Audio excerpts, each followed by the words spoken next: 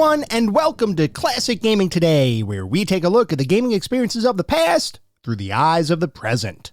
I'm your host, Tony, and today we're going to look at Diablo, an action role-playing game developed by Blizzard North and published by Blizzard Entertainment for the Windows computer platform in 1997, with a port for both Mac OS computers and the Sony PlayStation Home console following in 1998.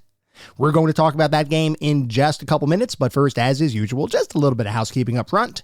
This is episode number 134. I am excited to be here. I hope all of you are as well.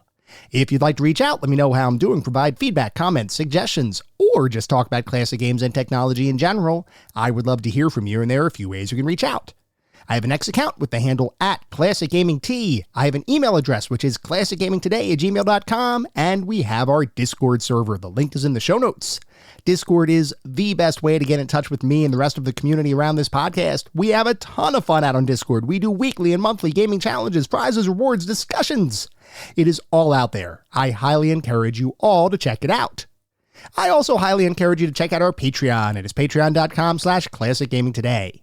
If you want even more Classic Gaming Today goodness, including a Patreon exclusive bi-weekly podcast expansion pack, patreon.com/classicgamingtoday is where it's at.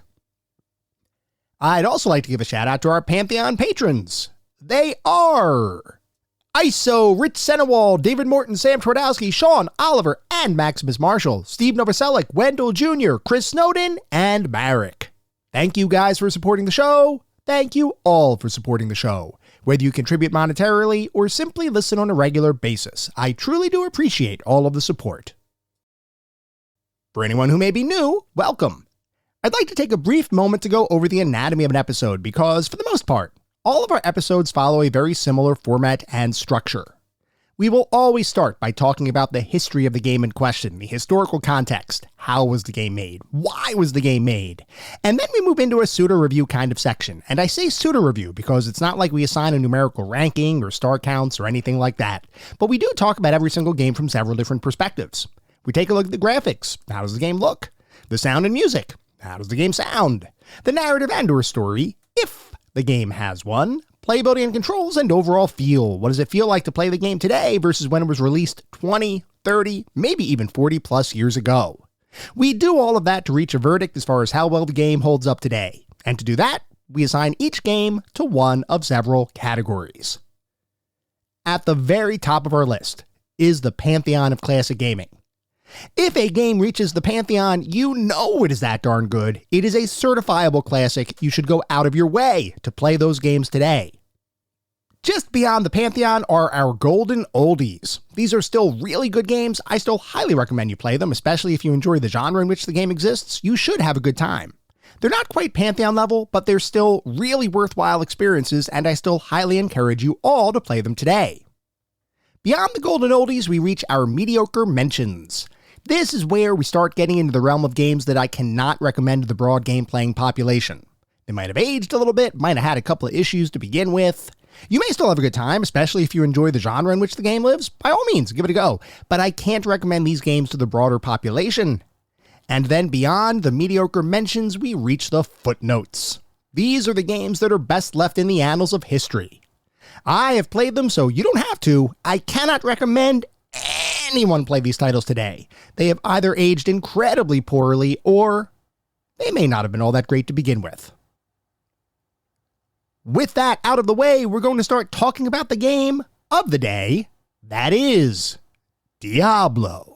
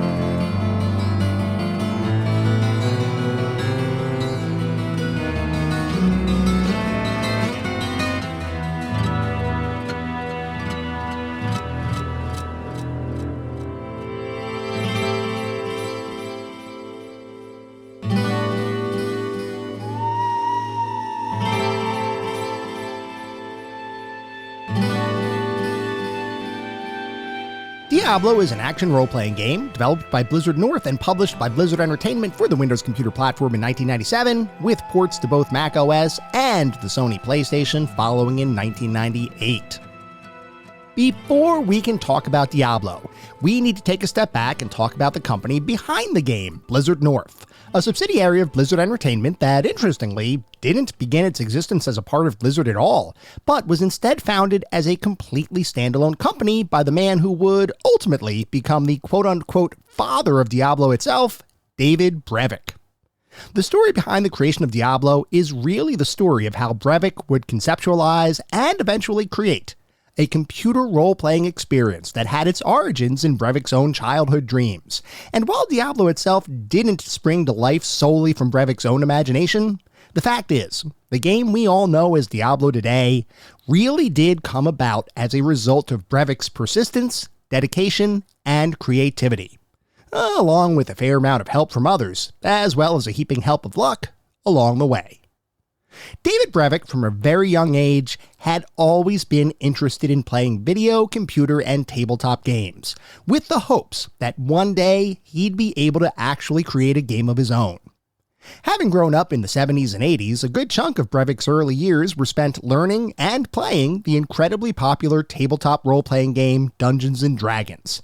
And this early exposure to D&D, with all of its various rules, monsters, characters, storylines, and lore, is what would form the foundation of Brevik's own creative passions.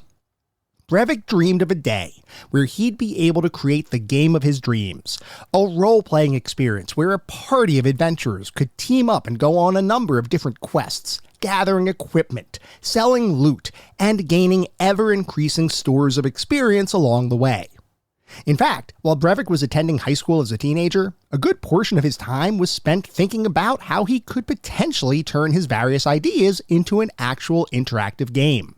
And despite the fact that he didn't have a ton of programming experience at that point in his life, outside of some small programs he created after teaching himself how to program on the venerable Apple II computer platform, he did have a bunch of experience playing games, both tabletop RPGs like we just talked about, as well as early computer games like the dungeon crawler Rogue, whose creation and cultural impact is well beyond the scope of this particular podcast episode. While we're not going to talk about Rogue in any detail today, the fact is that Rogue is one of the most influential games ever created. And today, when you hear people talk about roguelike and roguelite experiences, they're describing two gaming subgenres that are directly named after and inspired by the unique blend of procedurally generated dungeons, randomized enemy encounters and equipment, and permadeath mechanics that Michael Toy and Glenn Wichman built into their original Rogue release back in 1980. Countless future game designers and developers would be inspired by Rogue, and David Brevik was no different. Brevik envisioned a game that blended D&D lore with rogue-based mechanics, a title with party-centric, turn-based combat, taking place in procedurally generated environments, where the enemies you'd face and the equipment you'd acquire would be mostly inspired by classic fantasy creatures and armaments, with the game itself using a degree of randomization to alter both creature encounters and loot drops to keep each and every playthrough feeling fresh and distinct. Despite still being a high school student and not having any experience with programming games, Brevik was convinced that this was the game he needed to make, and he truly believed that the specific blend of features he was planning out would be something that players around the world would fall in love with. He even had a great title for this future game picked out already, itself inspired by one of the more prominent geological features in Brevik's hometown near the California Bay Area, where a nearly mile-high mountain loomed on the horizon. That natural landmark, Mount Diablo, sounded kinda cool, and Brevik thought it would provide the perfect backdrop and title to the game he desperately wanted to make. There was just one issue. As a high school student without any video game development experience, turning all of those ideas into an interactive, playable game was going to be challenging, and was something that Brevik, at least in the short term, had no way of pursuing, other than continuing to flesh out other ideas and concepts that might someday make their way into the game of his dreams. Recognizing that actually creating that game wasn't in the cards, Brevik turned his attention to college, as well as learning as much as he possibly could about software development, in the hopes that he'd be able to get a job in the video game industry upon graduation and could then, potentially, turn his role-playing game concept into a reality. So he went to college, obtained a degree in computer science, began teaching himself the nuances of video game software development, and after graduating, turned his attention to his post-college career, one that he hoped would allow him to make a name for himself in the video game industry. As is often the case, though, reality is typically a bit less exciting than an individual's hopes and dreams, and when Brevik did graduate from college, he wasn't able to get a job in the video game industry, at least not directly. Instead, Brevik settled for a software development job with a company called FM Waves, whose primary focus was the creation of clip art for use in various productivity packages, like word processing software, home consumer publishing tools, and other products that encouraged users to express their creativity through simple cartoon-like imagery. Now, I recognize that today, the concept of clip art really isn't all that exciting.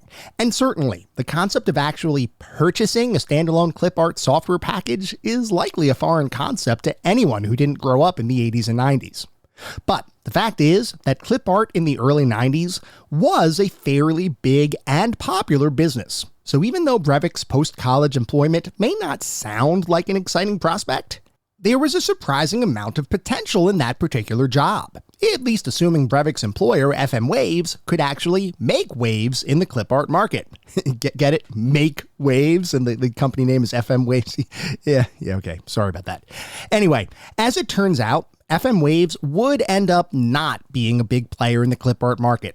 Though as luck would have it, shortly after Brevik joined the company, FM Waves would begin to shift its focus towards video game development, a serendipitous turn of events that would provide Brevik with his first real-world video game development experience.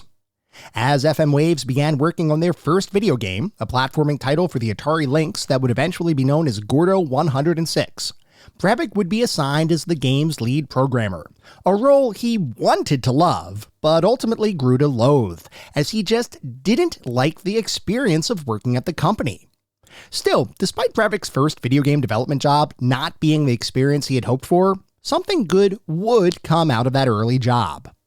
While Brevik was working on Gordo 106, he ended up meeting and working closely with two artists who had previously been responsible for developing clip art, but had, similar to Brevik, been reassigned to work on FM Waves' forthcoming video game title.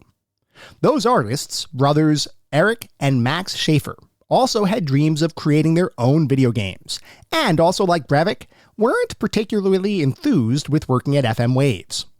As Brevik and the Schaefers began to get to know each other, they realized that they all had similar backgrounds and experiences, including a shared love of the tabletop RPG, Dungeons & Dragons. In fact, Eric Schaefer, perhaps more so than his brother or Brevik, was really into D&D, so much so that he would often run his own campaigns. Though interestingly, Eric's campaigns were quite a bit different than the traditional expansive D&D adventures that most dungeon masters typically created. Many D&D campaigns were multi-hour, if not multi-day affairs, where players would have the opportunity to experience a deep and engaging narrative while strategically working their way through a number of different encounters and dungeons, avoiding and disarming traps, outwitting enemies, and acquiring scant, albeit high-powered equipment that would allow adventuring parties to take on even more challenging quests in the future. Eric Schaefer, however, didn't care for those long-lasting, strategically focused, narratively complex campaigns. Instead, Schaefer's campaigns would be short, loot-filled experiences with next to no story to speak of. Schaefer preferred these kinds of quick-hit, loot-centric, visceral experiences over the much slower-paced standard of most D&D campaigns, and even though Brevik was a much more traditional D&D player, the two men, along with Eric's brother Max, still found common ground in their love and appreciation of tabletop role-playing experiences, as well as the computer role-playing experiences inspired by popular tabletop games. As Brevik and the two Schaefers continued to work on Gordo 106, they would often talk about their shared love of gaming, and they all dreamed of one day leaving FM Waves to form their own game studio, where they could, hopefully, create the games they wanted to make, rather than being forced to work on a title that none of them truly believed in. Still, despite the desire to strike out on their own, the time just wasn't right.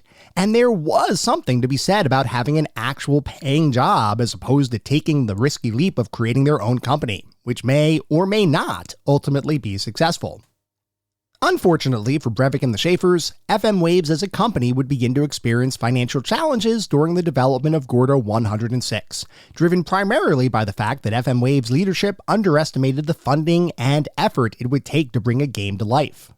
Recall that FM Waves had been founded as a clip art production company, and had only recently attempted to shift over to video game development, without much in the way of planning or understanding as to how that could be accomplished successfully.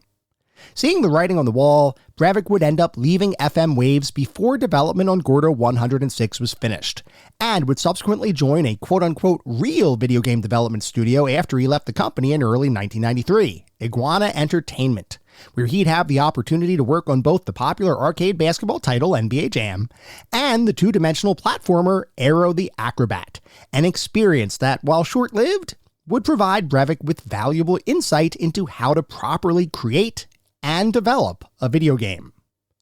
The Schaefers, meanwhile, would remain with FM Waves through Gordo 106's eventual release, which would unfortunately end up being a major flop for the company, despite the development team's best efforts.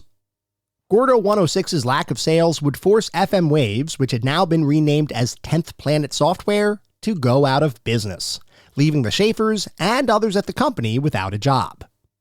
Rather than being viewed as a negative life event, the Schaefers left the company with hope for the future. Sure, there was some general concern with the fact that they'd no longer have a regular paycheck coming in, at least temporarily, but they also figured that this might be the opportunity they had been waiting for, to strike out on their own to take a shot at creating their own video game. There was just one issue. The Schaefers had a little bit of game development experience, but their focus up to this point had been squarely on the artistic side of the equation. And, as you might expect, being really good at creating art does not translate into the ability to create a game. It's an important aspect of the overall game creation process, but the fact is, you can't rely on good looks alone to sell a video game, despite what some major publishers today might believe. As luck would have it, though, the Schaefers' friend, David Brevik, was also looking for an opportunity to strike out on his own, right around the same time that the Schaefers were out of work and looking for their next career move. The three men started talking and considered perhaps now was the right time to attempt to transform their collective video game creation dreams into a reality. Which is why, in late 1993, the trio of David Brevik, Eric Schaefer, and Max Schaefer joined forces to create a brand new video game development studio, which they ended up calling Condor, named after a previously secret project that was in the works at FM Waves before its closure, and a word that the team all agreed sounded pretty darn cool.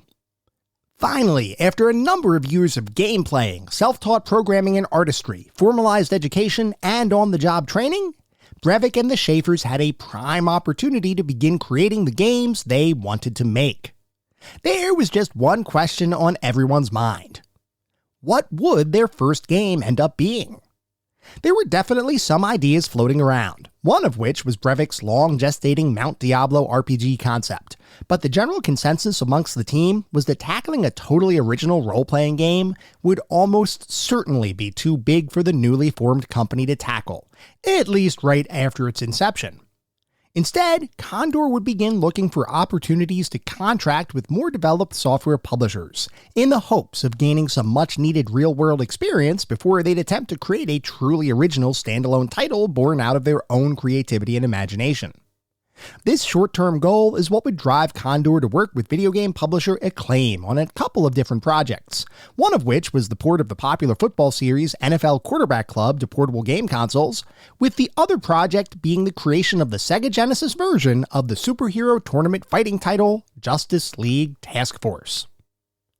Before we go on, we need to take a slight detour to talk about how multi-platform games were created and released back in the 80s and 90s. Today, when you hear about a game releasing on multiple consoles, most of the time that game is the same exact game, regardless of what platform you might play it on.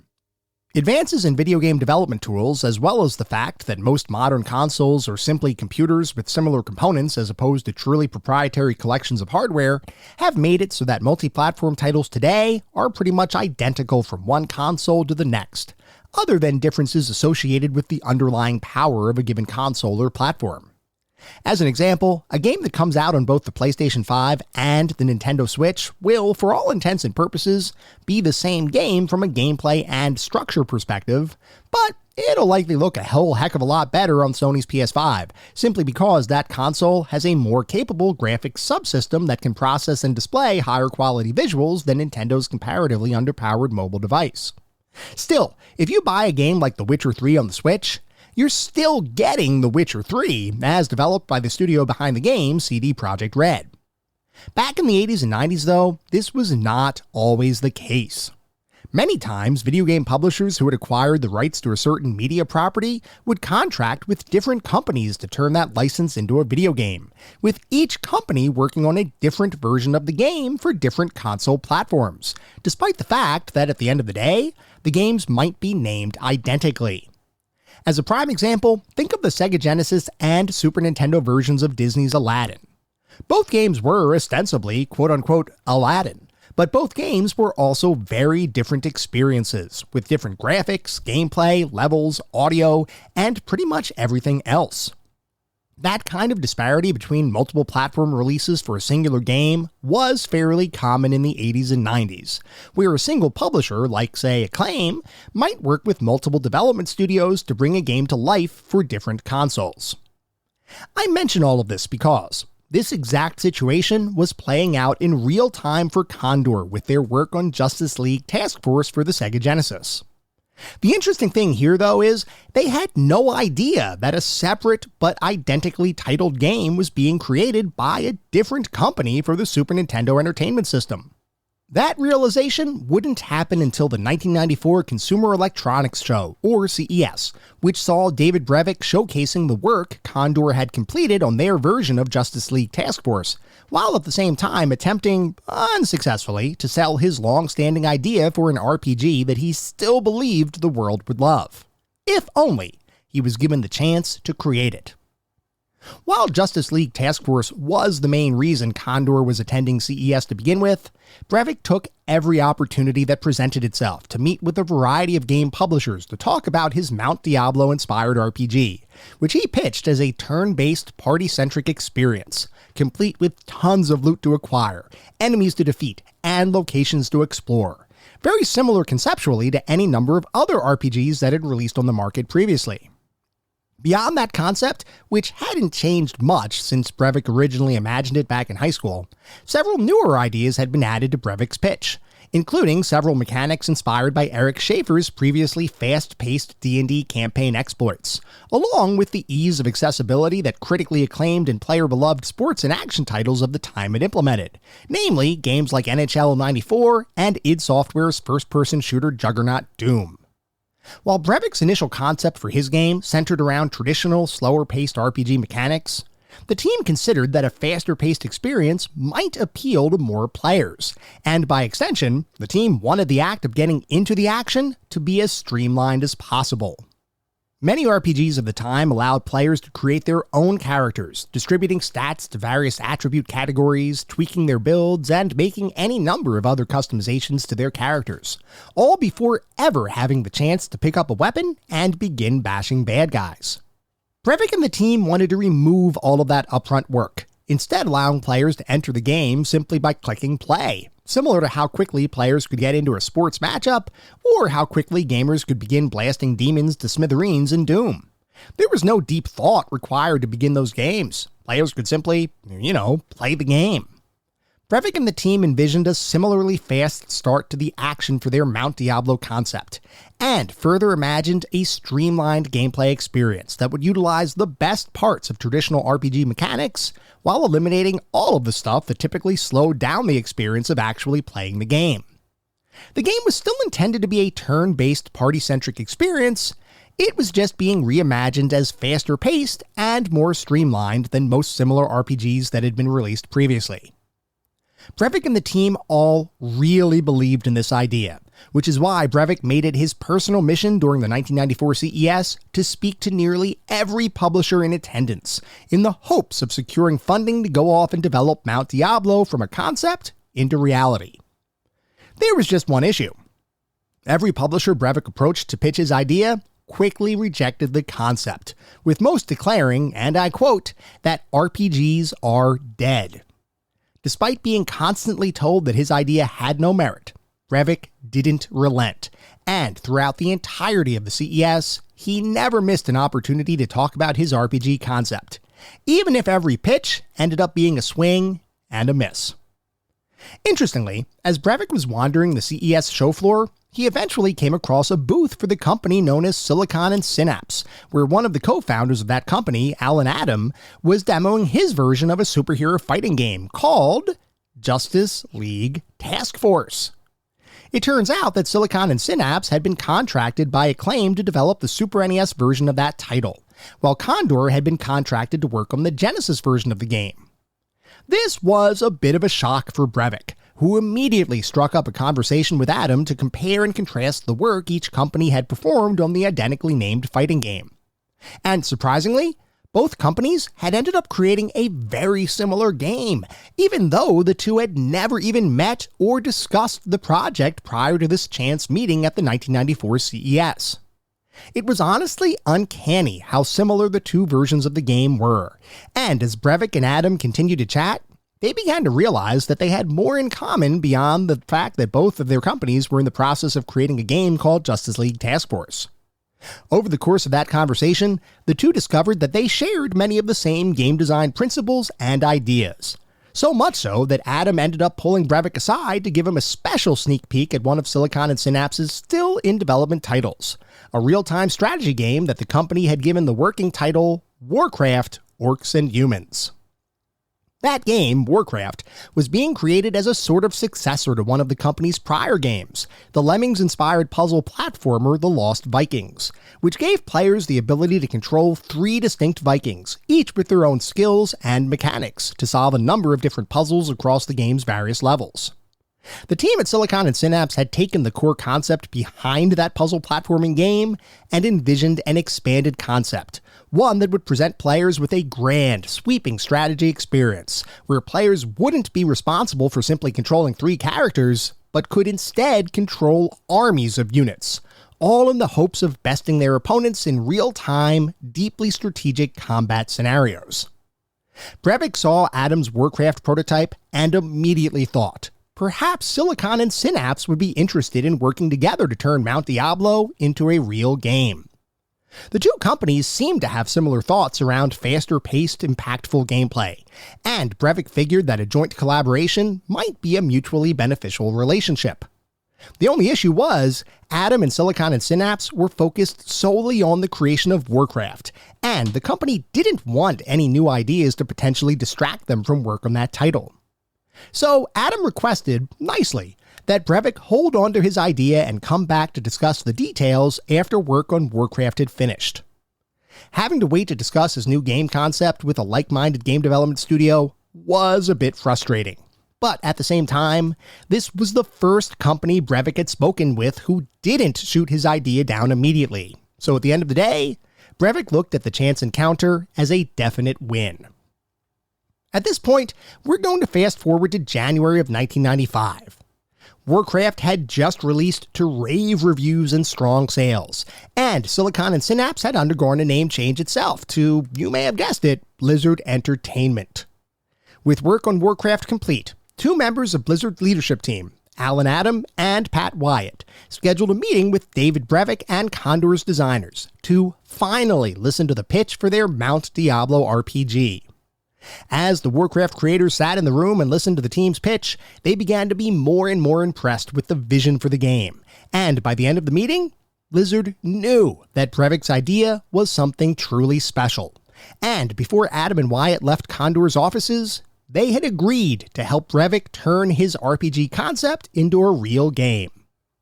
That fateful meeting and Blizzard's decision to fund and publish Brevik's idea is what would mark the official start of development for the game that would eventually be known as Diablo.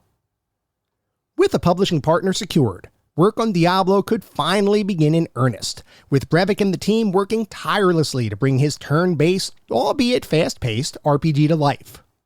Over the course of development, multiple ideas would be discussed for potential inclusion in the game, such as the use of an isometric overhead perspective for the game's world, which was universally loved by everyone and made it into the game's engine right away, while other ideas, like using a sort of claymation art style for the game's graphics, was viewed as a cool idea, but ultimately too difficult and costly to implement.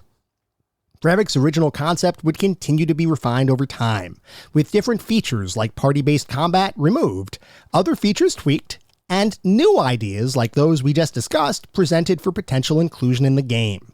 And for the most part, the team at Condor maintained an incredibly collaborative environment for ideas to be shared between internal members of the team, as well as publishing partner Blizzard.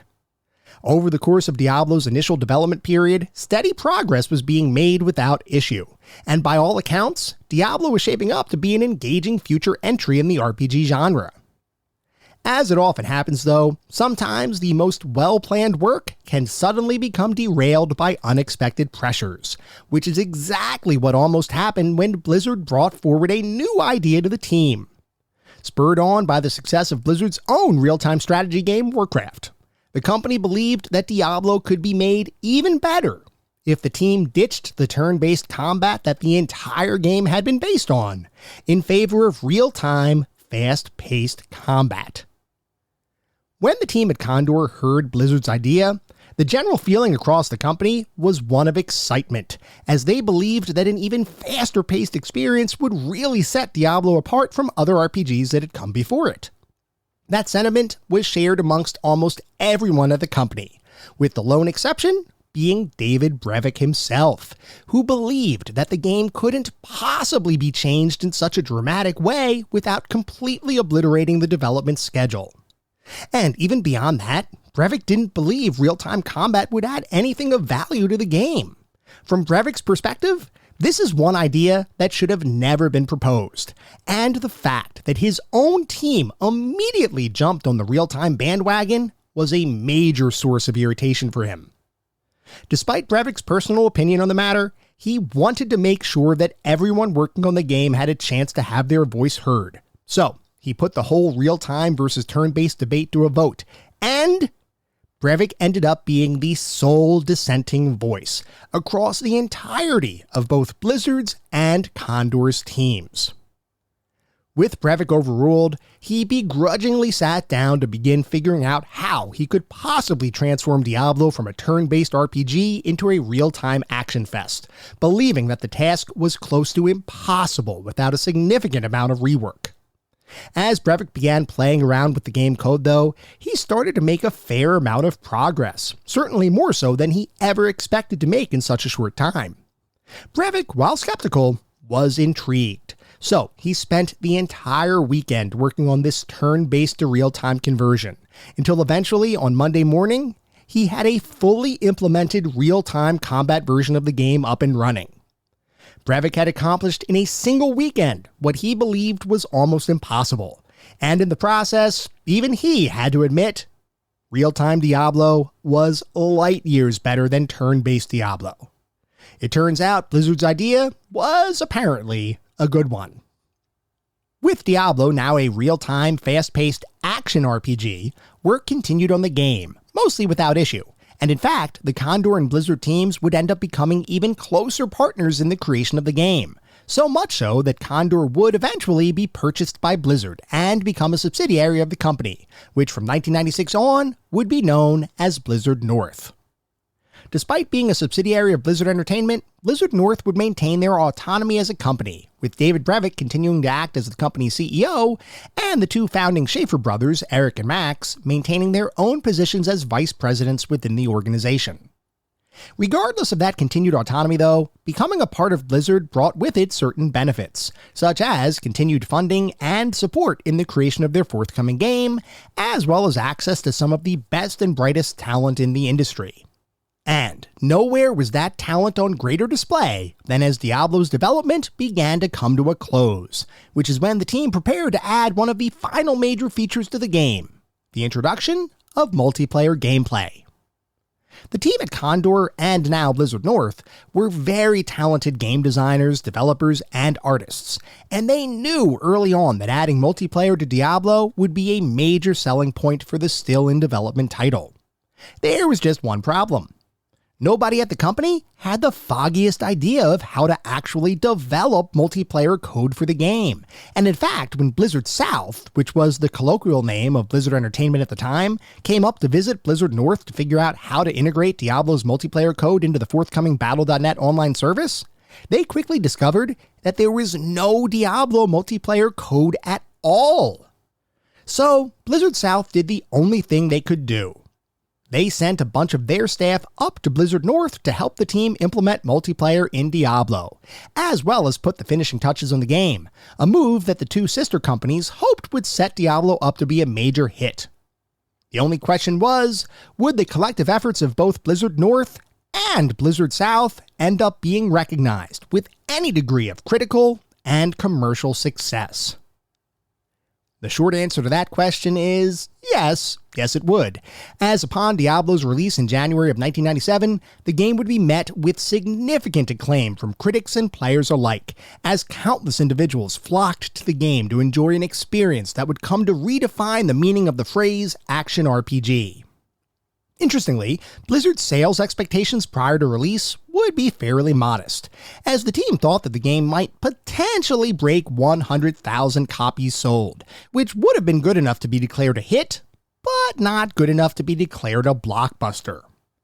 Well, it turns out that Diablo would sell over 450,000 copies in pre-orders alone, and would, in less than a year, sell over 1 million copies worldwide, which, if you're wondering, was definitely good enough to be declared a commercial blockbuster. Diablo's success would spawn an entire franchise around the game, with a third-party expansion to Diablo itself, and 3 direct sequels and various expansions to those sequels, with the latest entry in the franchise, Diablo 4, having just released in June of 2023, with its first expansion having arrived on store shelves in October of last year, and there certainly doesn't appear to be any signs of Diablo falling from popularity anytime soon. Diablo as a series has remained one of Blizzard's top franchises for almost 30 years, and unless something absolutely unforeseen happens, it seems as though that will remain the case for years to come. Despite the continued success of Diablo as a series, however, the creators behind the game, Blizzard North, along with the trio of friends that founded Blizzard North's predecessor company, David Brevik and Eric and Max Schaefer, no longer have anything to do with the franchise, as all 3 left the company in 2003, right in the middle of development for Diablo 3, which Blizzard North had started shortly after releasing the Diablo 2 expansion, Lord of Destruction. The trio of friends had come into conflict with Blizzard's overarching parent company, Vivendi Games, and rather than fight an uphill battle, Brevik and the Schaefer brothers would end up leaving the company to seek out other opportunities across the industry. And with their departure, Blizzard North and the Diablo team lost their guiding lights, and it didn't take long before work on Diablo 3 began to suffer, until finally, Blizzard Entertainment decided that Blizzard North's version of Diablo 3 wasn't meeting the level of quality they expected, after which Blizzard North would, unfortunately, be shut down. After Blizzard North was disbanded, all of the work they had completed on Diablo 3 would be scrapped, and the project would be restarted by Blizzard Entertainment itself, which would represent the start of a project that spent almost a decade in development before finally releasing in May of 2012. Upon that release, a good chunk of the player community would be disappointed in how far Diablo 3 had strayed from the original Diablo formula that Blizzard North had implemented with their first 2 Diablo titles. And while Blizzard has worked to address those complaints in the years that followed its initial release, it was very apparent to the Diablo community that the main force behind the design and heart of the first 2 Diablo titles was unfortunately missing. Regardless of any missteps that may have occurred over the years, the fact is that Diablo remains one of the biggest video and computer game franchises in the world, with a huge number of players signing into their accounts to slay the forces of evil every single day. While its original designers likely didn't realize how big Diablo would eventually become, The fact is that David Brevik and the rest of Blizzard North succeeded in creating a timeless action RPG experience that many gamers and critics still consider to be one of the best games of all time. And as such, the very first Diablo will undoubtedly continue to be a title that is widely respected, enjoyed, and remembered for countless years to come.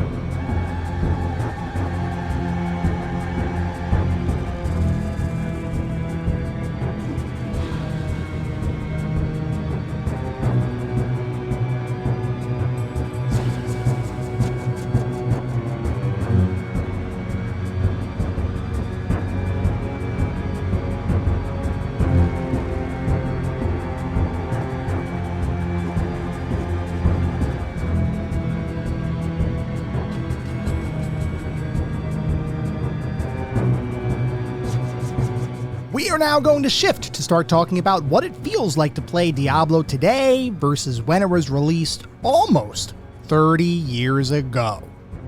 At its core, Diablo is effectively the prototypical action RPG title, as despite not technically being the first action RPG in history, it was the game that effectively redefined the genre and codified the framework that all future action RPGs would be expected to adhere to.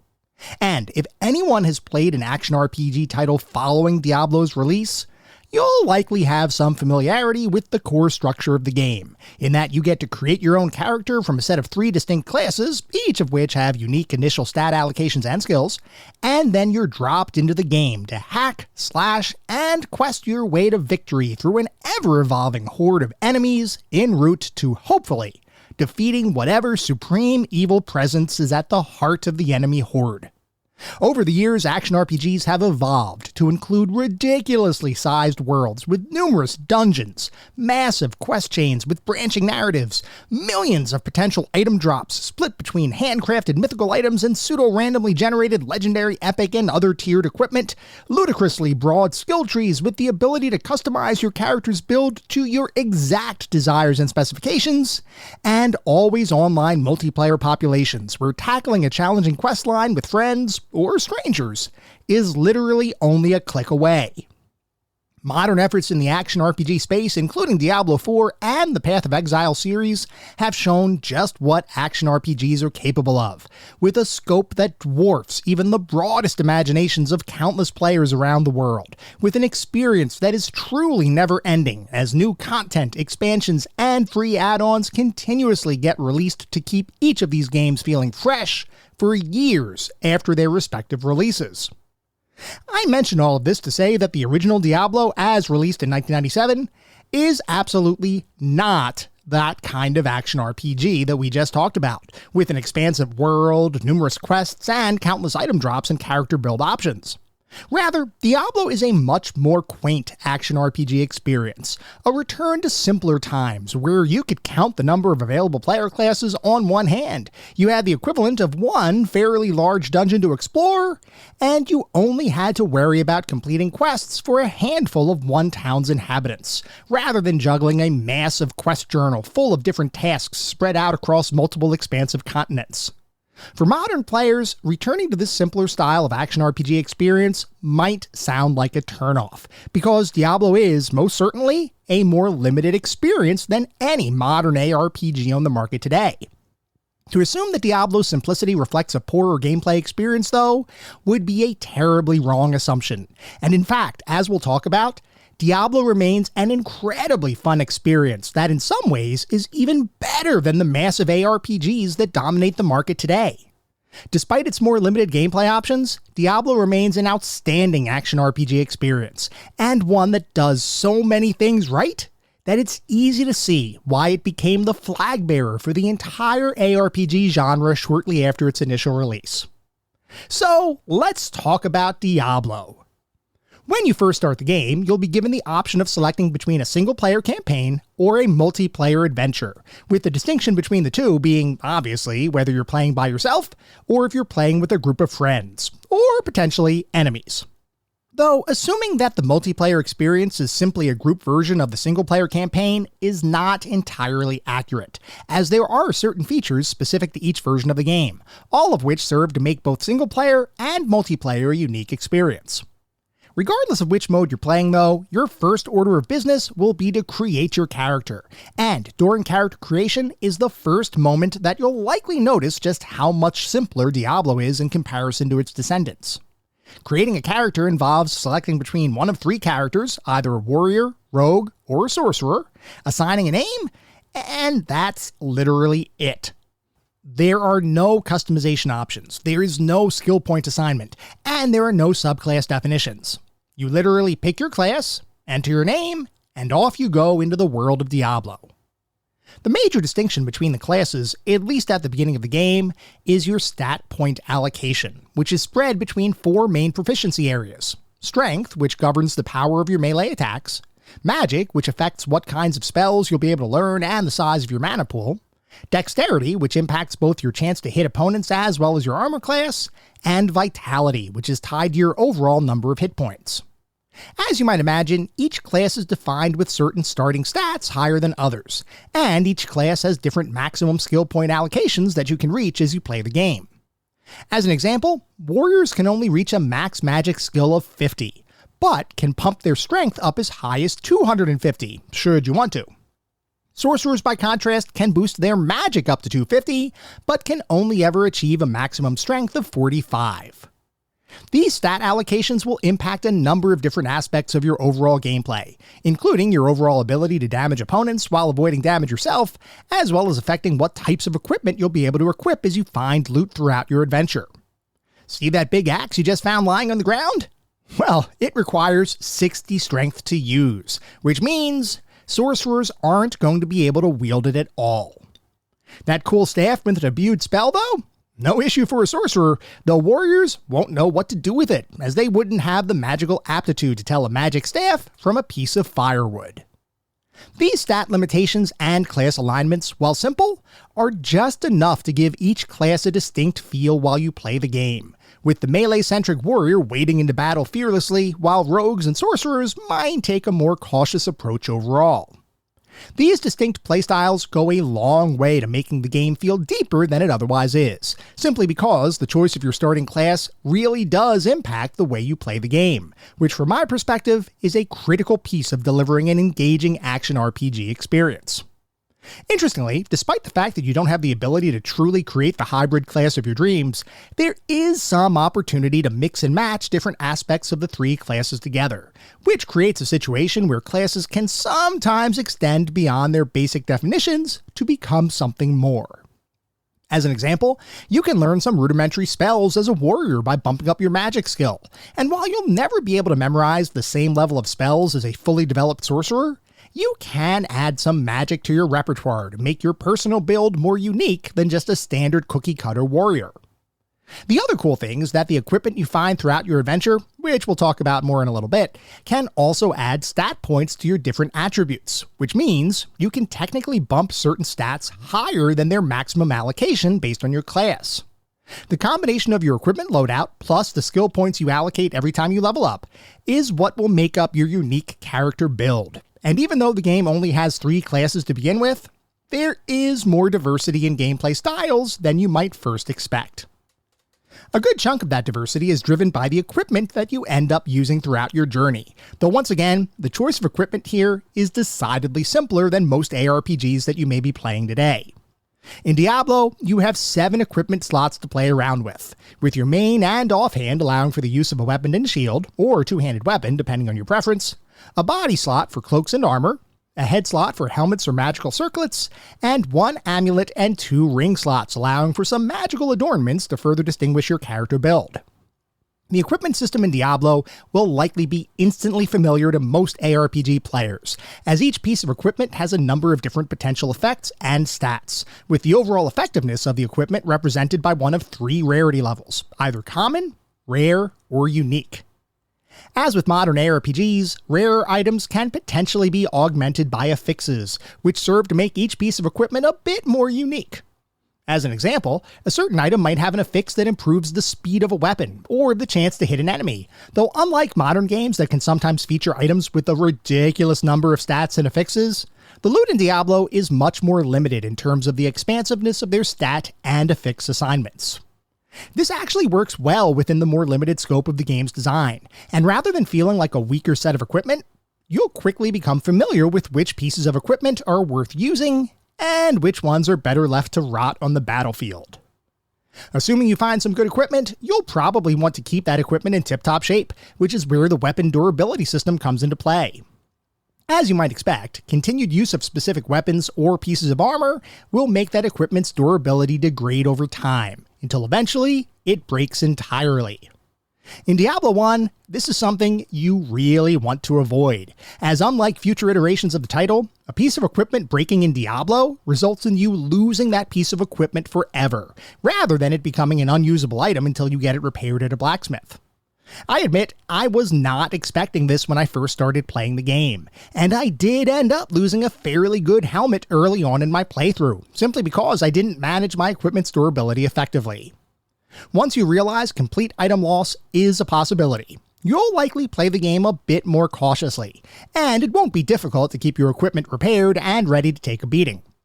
But if you're not aware of the slightly more hardcore nature of Diablo's weapon durability system, you might find yourself in a bit of a pickle deep in a dungeon, which is admittedly not a situation you want to find yourself in. Luckily, the game does give you ample opportunities and spell scrolls to return to town, which is where the majority of the game's quests and story will be delivered, outside of various books and tomes you may find while exploring the game's singular dungeon. The town in Diablo is quite a bit smaller than most RPG locales, and contains a grand total of maybe 8-ish non-player characters to interact with, most of whom serve a specific purpose, like healing you, selling and repairing equipment, or acting as a black market dealer for rare and seemingly valuable items. You'll be visiting town a lot during your playthrough, so the fact that each computer-controlled character is fairly close to one another is actually a bonus, as it makes the process of restocking your supplies, finishing a quest, or repairing your armor a much quicker experience than it otherwise might be. And the fact is, as you dive deeper into the game's single 16-level plus side areas dungeon, you'll probably be keen to minimize your time spent in town to maximize your time finding loot and earning experience points. Navigating that dungeon and fighting its inhabitants is accomplished using an incredibly simple control scheme, and one that once again plays to the strengths of the game's overall design. Moving around, interacting with the environment, and attacking enemies is all accomplished by using your mouse and clicking with your left mouse button, while casting spells, if your character build has any, can be accomplished by using your right mouse button. And that, my friends, is pretty much all there is to the majority of Diablo's gameplay.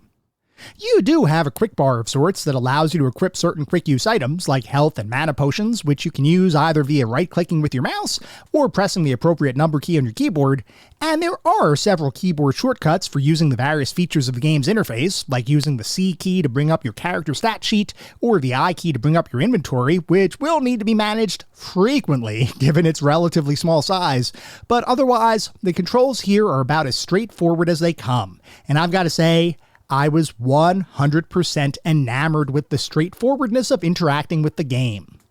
So many games nowadays feature convoluted and complex control schemes, driven largely by the complexity of their own internal designs and skill systems, but you don't have to worry about any of that with Diablo. This is action RPG gameplay distilled down into its most basic form, and I've got to say, it is a refreshing change of pace in comparison to the mental and physical dexterity required by most modern titles. And that distillation is present whether you're playing the game's single-player campaign or its multiplayer mode, though here, it probably makes sense to talk about some of the differences between the two modes, and why each is, from my perspective, worth playing. You know how modern Diablo titles feature a number of increasing difficulty levels that you ostensibly progress through linearly, gaining more powerful items along the way as you build out the character of your dreams? Well, in Diablo 1, that feature is entirely missing from the single-player campaign, as that particular gameplay mode is designed to give you a straightforward, fairly linear gaming experience, with no ability to select a difficulty level, or, most interestingly, grind for additional levels, equipment, or anything else that would augment your power to better prepare you for the challenges you'll face. Like I mentioned, the game consists of a single 16-level dungeon, and those 16 levels are split into 4 distinct areas: the Cathedral, Catacombs, Caves, and Hell. And generally speaking, each area features more difficult encounters and creatures to defeat. As you clear out individual areas of the dungeon, you'll notice that enemies and equipment will not respawn, which can be both a blessing and a curse. On one hand, it's kinda awesome to waltz through a clear dungeon level, realizing that you're entirely safe because of your own hard work. On the other hand, this means that there's no way to farm equipment or additional experience levels, short of starting a new game with your character, which will maintain his or her experience progress and inventory, but will otherwise reset your dungeon and regenerate an all-new set of random levels to explore.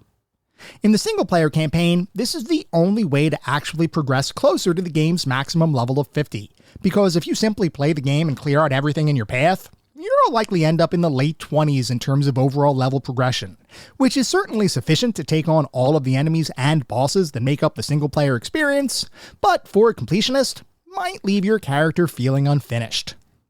From my perspective, the single-player campaign is designed to be a sort of tutorial for playing Diablo, in that it provides a guided experience that directs you along a specific path to both acquire loot, gain experience, and defeat the denizens of hell that make up the game's overarching story and campaign. Now, I don't mean to suggest that the single-player campaign is easy, and in fact, we'll talk more about the campaign's difficulty in a little bit. What I am suggesting, though, is that the single-player campaign is merely a prelude to the main progression system in the game, which is tied to the multiplayer experience. Multiplayer in Diablo 1 is more similar to later Diablo entries, in that you'll have the opportunity to progress a character through several different difficulty levels, each of which ramps up the challenge significantly, all in the hopes of building a max-level character with awesome unique equipment to go along with it. Multiplayer is the mode that, from my perspective, became more of the foundation for the campaigns in later Diablo titles, as well as other ARPGs in general, as it's designed to give the kind of continuous, never-ending gameplay loop that has made future iterations of Diablo so popular amongst gamers around the world. The multiplayer in Diablo 1 is, however, somewhat more limited than the single-player campaign in a few key areas, most notably in the fact that the number of quests available in multiplayer is reduced to a mere handful in comparison to the 12 to 15 present in the single-player mode. Because quests in this game aren't really all that deep to begin with, this ends up being not a terrible omission, and in fact is probably a blessing in disguise for multiplayer players, as it allows you to get back to the action quicker, as opposed to conversing with townspeople and performing what are effectively very simple fetch quests, albeit ones that include a ton of fighting to complete. When I played the game for this specific podcast episode, I focused on the single-player campaign, as I usually do, though I will admit that I appreciated the fact that the multiplayer mode existed, and provided more of the familiar multi-difficulty loot and experience grind-centric gameplay that future ARPGs would inherit. That's not to say that there is no difficulty in the single-player mode though, and in fact, the game's challenge and artificial intelligence is one of my major critiques about the entire experience. Before we get to that discussion though, I should mention that I played the game the way I normally do any action or RPG experience, which means I created a melee-centric warrior and focused on using the biggest and baddest weapons and armor possible, without a single glance towards the more magical disciplines that I could have potentially hybridized my character with. This means that every single battle in the game was accomplished using melee-only combat, which in the early dungeon levels was 100% fine, and perhaps surprisingly, exceedingly fun. I admit that I didn't expect the act of clicking an enemy over and over and over again to provide a truly meaningful, engaging experience. I expected it to be a bit of mindless fun because I have played Diablo before and I knew what I was getting myself into, but I didn't expect to enjoy myself quite as much as I did, especially focusing on melee-only combat. For the first 8 or so levels of the dungeon, I was provided with an appropriately awesome feeling power fantasy, where I was able to wade into hordes of enemies and take them down with relative speed, which truly felt amazing to experience. Things started to take a little bit of a different feel, however, once I started to encounter my first ranged enemies. Let me be clear. Trying to fight ranged enemies as a melee-centric character is not a terribly fun experience in Diablo, as you have no abilities or skills to mitigate the damage of ranged attackers as you make your way to them to hopefully cleave them in two. This means that as you're approaching a ranged enemy, you're likely taking some damage, which if you're fighting, say, 2 or 3 enemies, is a bit tricky, but manageable. Let's say, however, that you're fighting an army of ranged enemies with a named bad guy in the center. Well, in that case, you better be ready to spam some health potions, as you will take a ton of damage, and you're likely going to be thinking that the ranged combat in the game, at least from a pure melee combatant's perspective, is a bit unfair. This can be mitigated by getting better armor and upping your dexterity, but until you get a better equipment loadout, you'll likely have some difficulty with ranged attackers. That's the case until you reach around the halfway point of the dungeon, in that you'll have some difficulty with ranged attackers, but you'll still, generally speaking, be much more powerful than your opponents. That will all start to change around dungeon level 9 though, which is when both melee combatants and ranged attackers become exceptionally stronger than the enemies you've faced up to that point, which will require you to change up your strategy if you hope to be successful. Previously, you'd be able to deal with a few melee enemies and some ranged combatants through careful positioning and healing item use, but after level 9 or so, that becomes much more difficult, as melee attackers will hit much harder and faster than you're used to, which can effectively lock you in place if you end up getting surrounded by 2 or more bad guys at any point in time. Then, add in some range damage, and you'll likely start dying and reloading your saved game much more than you had previously been used to. The good news is that the game allows you to save whenever you want, which is a nice touch. The slightly more dangerous news is that you only have a single save slot, and if you end up saving your progress in a situation that leaves you in a predicament that you can't possibly survive, then you'll have effectively soft-locked yourself and will unfortunately need to restart the game. Like I mentioned, you'll still keep your character's experience and items if you end up needing to do that, but any dungeon progress will be completely reset, which I've got to say, would hurt a bit. I realized early on that this was a bit of a risky save system, so I was excessively careful to never save my game in a situation that would result in the need to restart my game. But if you're not ready for it, you may experience some unplanned frustration if an errant save makes it so that you can't possibly complete your current run.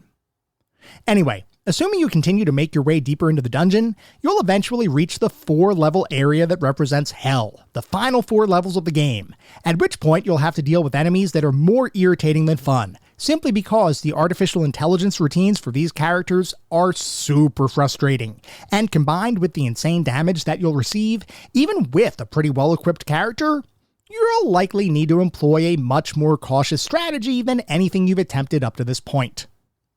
To explain why this section of the game is a bit of a slog, we need to talk about a few aspects of the game's design. And to start, we're going to talk about the ranged AI for the group of enemies that collectively I'm going to call succubi, but in reality encompasses several different enemy types that use similar attacks but are ultimately slightly different from one another.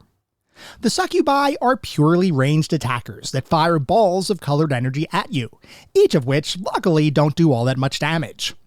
The issue is, as soon as you approach one to attack them, they immediately begin moving away from you at the same speed as your character, which can make actually attacking them an exercise in frustration and futility. Oftentimes, these enemies will walk into areas of a given level that you haven't cleared yet, which may make some other enemies begin attacking you, which can become a vicious domino effect that, most likely, will result in your unceremonious death. That death will probably not come solely from the ranged succubi though. More likely, that death is going to come about as a result of a bunch of Sauron wannabe armored knights that will absolutely decimate you if you end up getting attacked by more than one at a time. And considering most hell levels feature large groups of these incredibly powerful bad guys, it is highly likely that you'll die, frequently, until you work out a strategy to deal with them. For me, as my pure melee warrior, that involved moving around corners and attempting to make enemies follow me in a more single-file line kind of arrangement, which allowed me to thin the herd fairly effectively, at least some of the time. Other times, the enemies basically said, no thanks, as they proceeded to surround me and turn me into a pile of warrior dust, forcing me to reload my game. Now, I don't know if playing as a range-based rogue or sorcerer would have been easier or harder than my melee-centric warrior, but what I can say is that playing a melee-only character, while doable, feels like it's somewhat discouraged by the game, at least as you get later into your playthrough. It never becomes a truly insurmountable challenge, but it does become much more tricky to progress through than the early game would suggest, and honestly, I feel like the game's design and its enemy AI routines are more to blame here than any lack of skill on my part. I didn't expect to waltz through every enemy horde like a medieval Rambo hellbent on death and destruction, but I also didn't expect two sword-wielding enemies to effectively stun-lock me into oblivion, which is what ended up happening a fair amount of the time in the later levels of the game. Add a third enemy or more, and you might as well hit your reload now, because you will almost certainly die. I'd be curious if others have had a similar experience as me, or if other ranged classes have an easier time dealing with these specific enemies. If you have any experience here, definitely let me know what you think. Anyway, despite that increased and somewhat frustrating difficulty spike later in the game, it was surprising to me just how much I enjoyed playing Diablo, and how much its simplicity did not detract from its core gameplay loop at all. There's a reason why so many games mimicked, and in some cases directly copied, Diablo's gameplay formula. It remains an incredibly fun experience even today, and if you look past some of the older school design elements, you'll find a game that feels surprisingly modern, even when compared to truly current games on the market. We'll talk more about the way Diablo compares to those current titles in just a couple minutes. But first, as we always do, we need to take a look at the back of the box. Because, as you all know, I love looking at the back of the box for these games. I love learning how different companies marketed their titles, especially in the era of gaming that we typically look at. Back then, we didn't have a pervasive internet. We didn't have YouTube with gameplay videos to look up what a game looked like. What we had was word of mouth from family and friends, reviews we may have read in magazines, and what the box looked like in the game store. Did the front of the box make the game look cool? If so, we'd pick it up. Did the back of the box make the game sound cool? If so, we might purchase it. If not, back on the shelf it would go. So, for Diablo, for the Microsoft Windows computer platform, the back of the box says, Diablo. Embark, if you dare, on a quest to destroy the Lord of all evil. Compete over the internet with free access to Blizzard's Battle.net gaming service. Unite to destroy Diablo. Up to 4 players via internet or network, or play head-to-head via modem or direct link. Unprecedented replayability. Diablo creates a unique labyrinth every time you play. And spine-chilling SVGA graphics, 3D modeled characters, and real-time lighting effects. And then there are some screenshots on the back of the box, and I've got to say, yeah, sort of, this box sells me on the game. Now, in all fairness, I did purchase Diablo back when it first came out. I did enjoy Diablo when it first came out. The box, the text on the back of the box doesn't really sell me on the game. It is very generic. There's really nothing here that speaks to the true special sauce of what Diablo is. It talks about the replayability and the procedural generation around the different dungeons. It talks about the quality of the graphics, but this is pretty plain, to be honest with you. What does sell me on the back of the box, though, is the screenshots, or are the screenshots that are included on the back of the box, which look really darn good. And looking at this, it's the screenshots, and maybe that's why on the back of the box, the screenshots actually take up more space than the text, because as they say, a picture is worth 1,000 words, and the graphics and the imagery on the back of the box, that sells me on the game. So looking at it now, I think they could have done a better job, to be totally honest, with the back of the box. I believe Diablo was one of those games that had a fold out in the front. Is that right? Am I remembering that right? I think I am. So there might have been some additional context there. But as far as the true back of the box experience, it's a little bit lacking. Overall, though, I still bought the game when it was out how many years ago? Almost 30 years ago. I did buy the game. But today, I don't know. It just doesn't fully do it for me. Anyway, we're not going to belabor that point anymore. We're going to move on to talk about the more specific aspects of the game, not the box. And we're going to start by talking about the graphics. The graphics in Diablo will never be mistaken for a modern title, as the resolution is just a bit too low and the fidelity is just a bit too pixelated to truly look the same as the smooth, high-definition visuals that are prevalent in gaming today.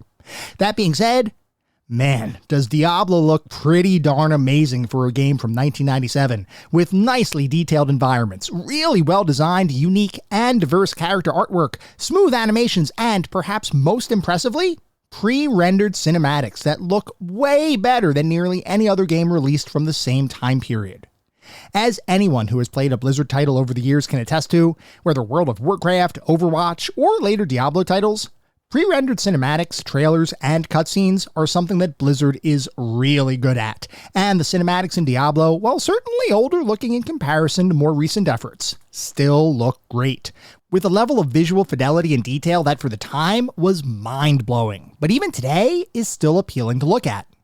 Is there some oddness when you look at the pre-rendered human character models? Well, absolutely, simply because the technology of the time couldn't really adequately render a human being without having them look a bit too angular and plastic.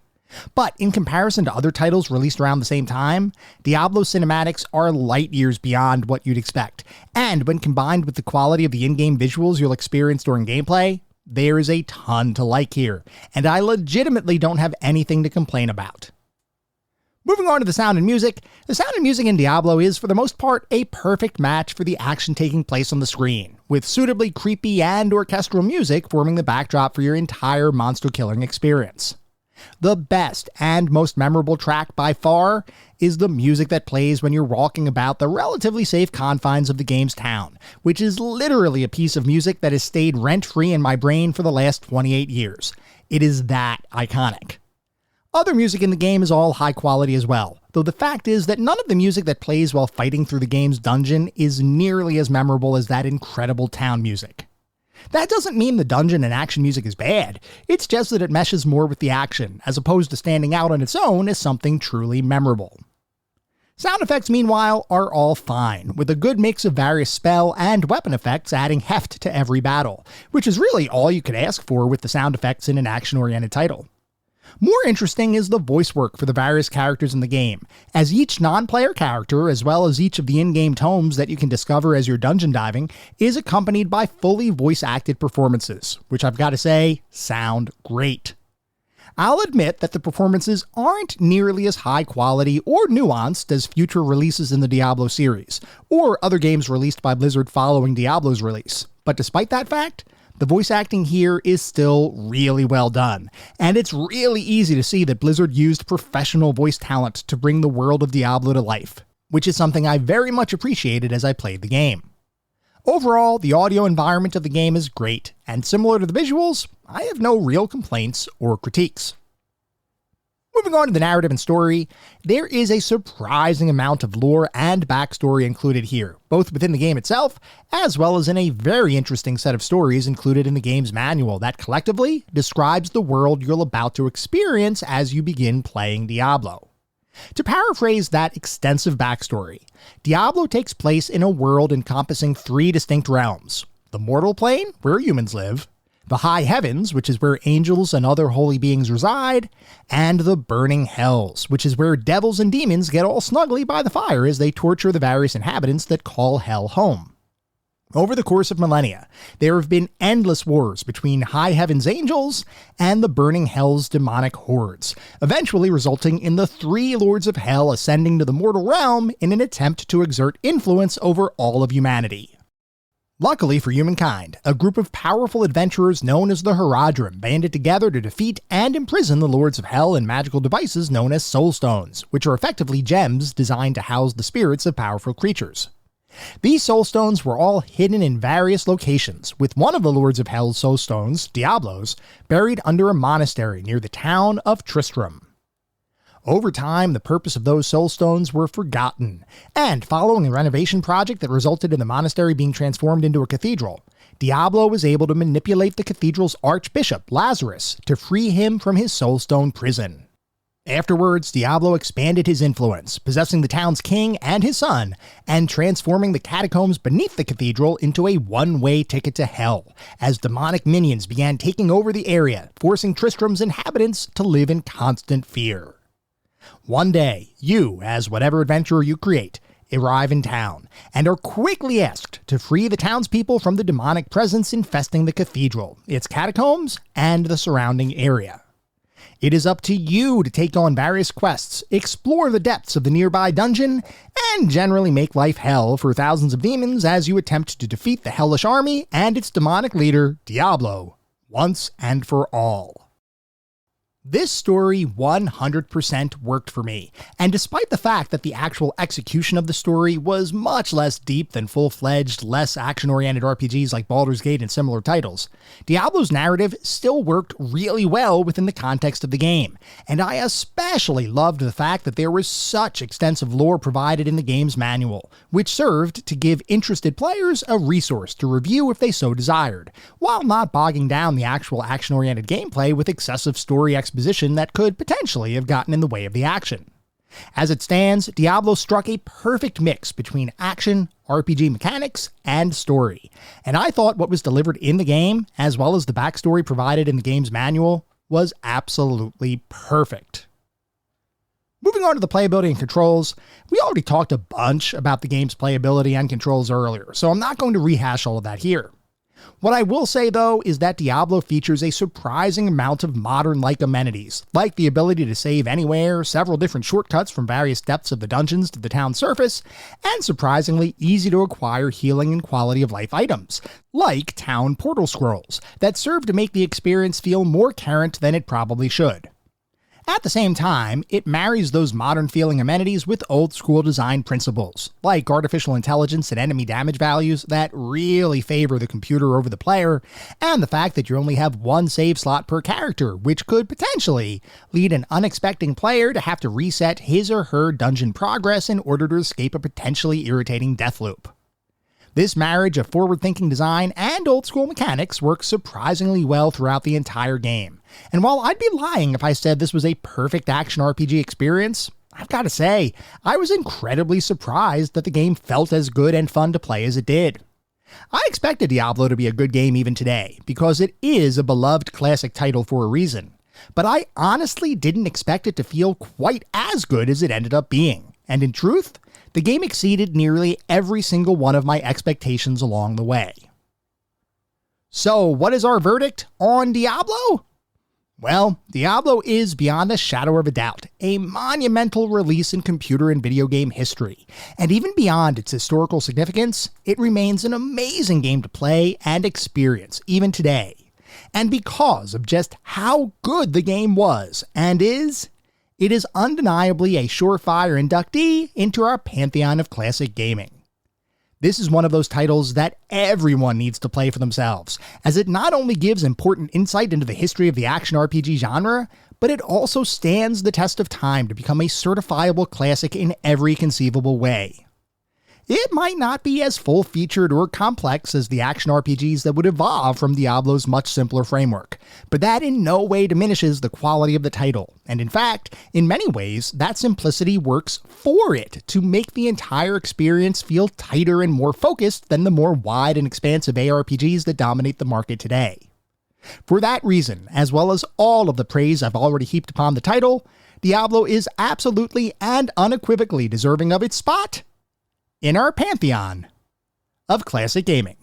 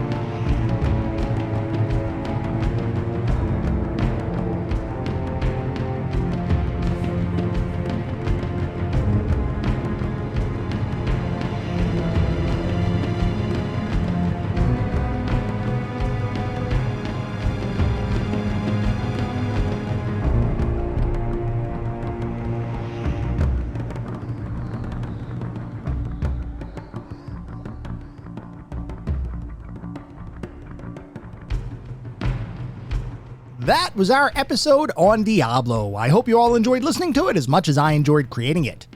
If you'd like to reach out, let me know how I'm doing, provide feedback, comments, suggestions, or just talk about classic games and technology in general, I would love to hear from you, and there are a few ways you can reach out. I have an X account with the handle @ClassicGamingT. I have an email address, which is classicgamingtoday@gmail.com, and we have our Discord server. The link is in the show notes. Discord is the best way to get in touch with me and the rest of the community around this podcast. We have a ton of fun out on Discord. I highly encourage you all to check it out. I also highly encourage you to check out our Patreon. It's patreon.com/ClassicGamingToday. If you want even more Classic Gaming Today goodness, including a Patreon exclusive bi-weekly podcast expansion pack, patreon.com/ClassicGamingToday is where it's at. Before we sign off for the week, I do want to mention that our next episode is going to be focused on Leisure Suit Larry, so feel free to write in if you have any particularly fond or not so fond memories of that experience. At the same time, I recognize you're likely listening to this podcast on any number of podcast services, and if you would feel so inclined, it would be great if you could leave me a review. This is not about trying to bolster star counts. This is not about trying to harvest a ton of 5-star ratings, though if that happens, awesome, it means we're doing something right. No, what it's really all about is trying to deliver the best possible podcast I can. The only way to do that is to get feedback from all of you, the listener community, to make sure I'm hitting the mark and delivering the content you all want to listen to. We get new listeners every single day, which is simply amazing. I want to continue to grow this community and continue to make the best possible podcast I can. We'll be back in around a week with our next episode focused on Leisure Suit Larry. Until then, remember, sometimes the games of the past are just as good, if not better, than the games of today. Goodbye, everyone.